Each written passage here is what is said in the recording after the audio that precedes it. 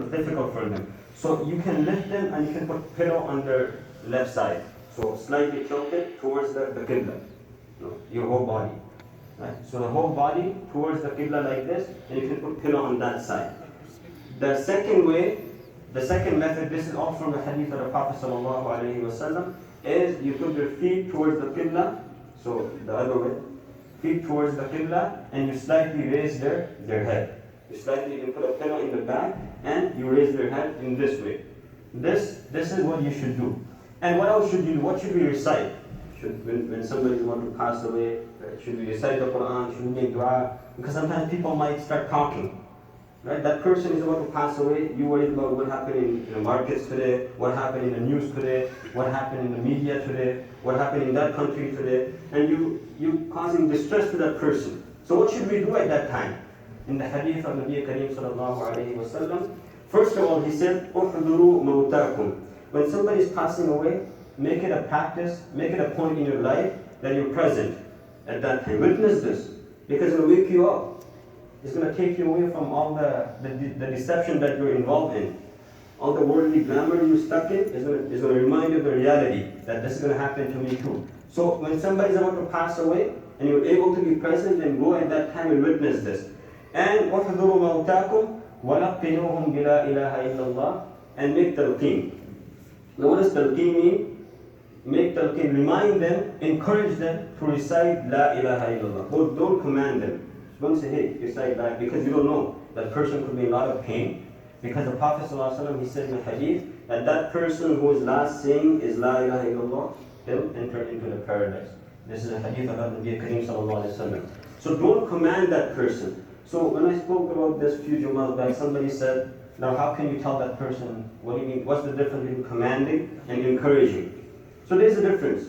One is you tell somebody, hey, read La ilaha illallah, read La ilaha illallah, do this. Instead of telling them, you recite it yourself. So you're not doing it. Like for example, if you see your child smoking and you go and tell him, hey, don't smoke, then you're telling him to do something. But you smoke yourself. But now instead of telling him you stop smoking, and then perhaps over time you speak about it, like, look, I stopped smoking, this happened, this is what the king means. That instead of telling them to recite, because you don't know, if they deny at that time, maybe that could be dangerous too. If they say, no, I don't want to recite the kalima. Or because at that time they're in a lot of pain and you don't know what they go through. So, أُحْضُرُوا مَوْتَاكُمْ وَلَقِّنُوهُمْ بِلَا إِلَهَ إِلَّا. Continuously recite La ilaha illallah. In another hadith, M.U.B.K sallallahu alayhi wa sallam, he encouraged us to recite Surah Yasin. This is a hadith of M.U.B.K sallallahu alayhi wa sallam, that everyone, instead of speaking at a time, take out, if you have it on your phone or if you have the hard copy, recite the chapter of Surah Yasin at that time. وَبَشِّرُهُمْ بِالْجَنَّةِ. And give them glad tidings of paradise. At that time, don't start speaking. Oh, you did this, you used to gamble, you used to drink, you used to smoke, you're going to get punished. وَبَشِّرُهُمْ بِالْجَنَّةِ. The Prophet ﷺ, he's saying at that time, give them the glad tidings of Jannah.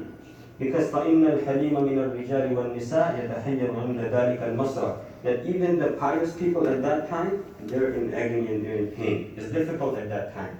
So this is one thing that we could do.